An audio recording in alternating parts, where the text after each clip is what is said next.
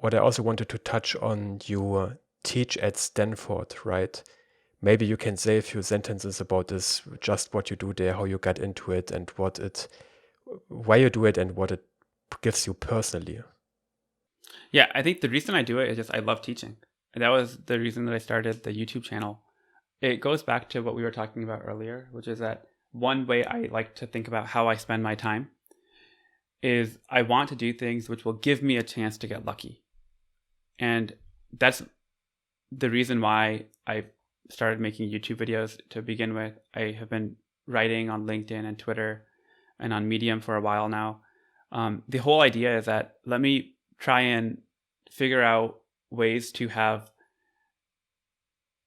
non-linear outcomes. So I put in some amount of work, but that work that I do can impact many more people beyond just like the people around me. And I think YouTube and these other things are platforms which allow you to do that. And so connecting it to Stanford, I think what happened was there was an Android class at Stanford, and the person who taught that left the university. And so I knew there was an opening. And so I went to Stanford, and so I knew some of the faculty there, and I basically reached out and said, hey, what is the plan for Android? Like, will there be someone teaching it? And they said no. And they knew that I had been teaching Android for a while, and they actually saw my YouTube work, right? So YouTube was essentially my portfolio of like, Rahul has been teaching Android for a while, and it seems like people are getting value out of the content that he has. So that was basically the interview process. Like, they looked at my YouTube videos, and I was very easily able to at least do a trial run of teaching. And so now I've been teaching at Stanford for 3 different quarters. Like, I've taught the class 3 times. And just the ability to go back to campus and interact with students is so much fun. And I feel like there's also a benefit for me, which is that when you teach something, I mean, you certainly will know this, but when you teach something and explain something, that's really when you get to understand it in much more detail. And so I feel like that's a huge value for me. And it's actually been benefiting me whenever I make a project on my own, or if I'm doing it on my day job. I'm able to do things much faster because I know the fundamentals. Yeah, teaching is the best way to learn, I think. In my opinion, it's the single best way to make sure you really understand something. But it's still not easy to teach something. So do you actually get paid for that, or do you do that for free? Yeah, I don't get paid for it. It is completely like, I think technically if you are working full time, which I am, then I think there's a rule, at least at Stanford, where you're not supposed to get paid for it.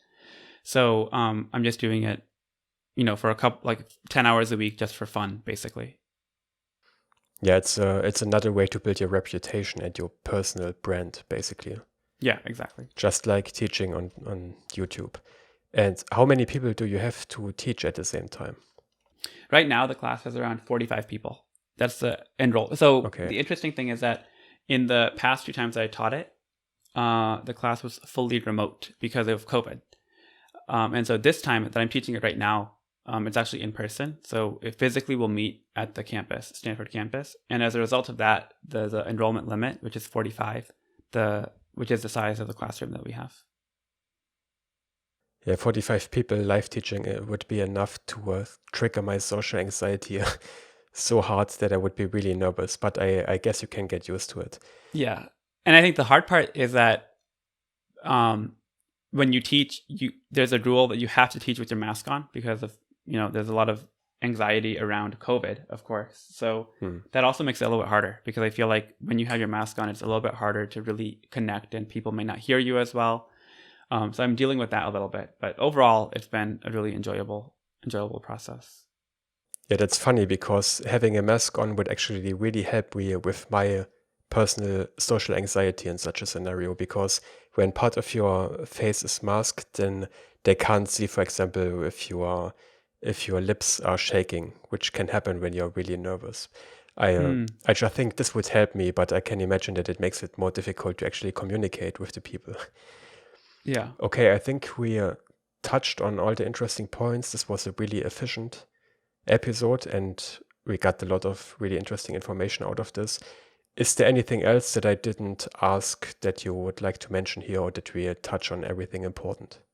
I think one thing I'll mention is that I feel like the YouTube journey for me is I think I started relatively late compared to a lot of YouTubers who they've been doing videos since they were like, age 18, 20, like much earlier on. And I started, in my late 20s. And I feel like one thing that I learned is that, at least for me, when I was going through high school, college, and starting a new job, I felt like a lot of my life was automated. Like I had a very clear path of what I wanted to do, and I never really questioned it. Like the definition of success for me was very clear. Like get good grades, go to a good university, get a good job, and then do well in that job. But then I feel like I finally got to the point in my life where there was no clear definition of a next step. And that was really scary for me. I feel like I had to then take into my own hands, like, what do I want my career, my life to look like? Because I think once you get to your late 20s and people are, getting an MBA or going to law school, or they're doing all sorts of things with their career. They're going to a big company, small company. They might do freelancing. It becomes much more difficult to understand, am I doing what I should be doing? And I think that is really what led me to do some introspection. Like, what do I really care about? What do I think will give me satisfaction or happiness? And that's, I think, what triggered me to actually start creating content, which I think most people at these big tech companies, they don't do. But for me, I just felt like this is what I'd like to try it out. I think there's an opportunity for me to get lucky here. I can meet interesting people. And I'm really happy I did. So I think one message I have is, whether you're working in tech already and you feel like you've made it, or if you're trying to get into tech, I just feel like there's so much value in being comfortable with putting yourself out there and being vulnerable, like making a YouTube video, teaching something. I've really enjoyed it, and I don't regret it at all, even though it's a lot of time. That would just be my one message to people. Yeah, I had my moment of introspection at 26. 1 month before I turned 27, I actually started learning to code from scratch, so from zero experience, apart from a little bit in high school.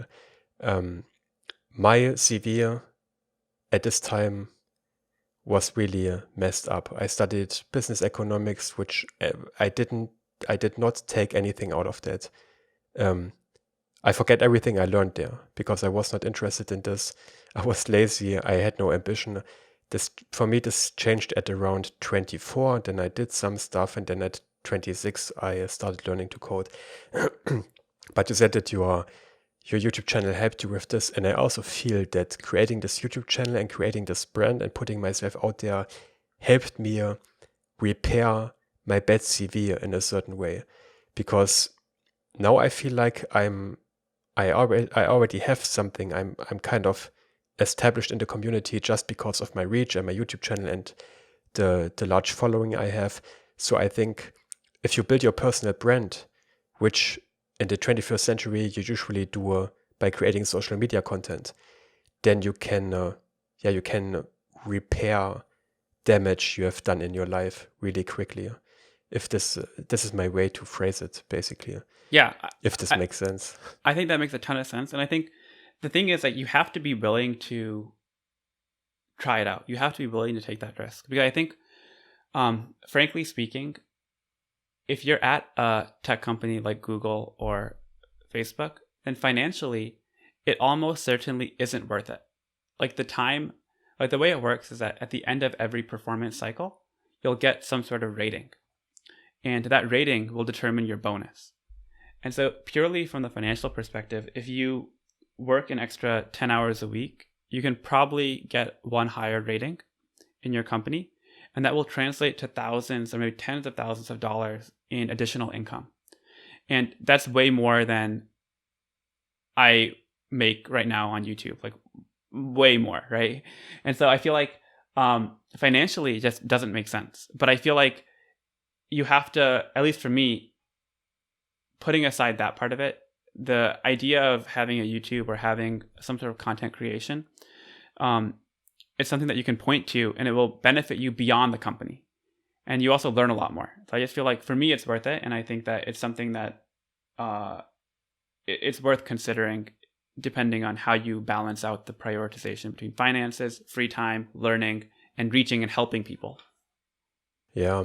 But for many people, they end up turning their YouTube channel into a full-time business by creating courses, basically. So this is also an option. And when you make courses, you can make a lot of money. But this is also not easy work. And also a little bit of a benefit is that when you are a complete beginner and create content like I did, then you can actually make a little bit of ad revenue while you are learning.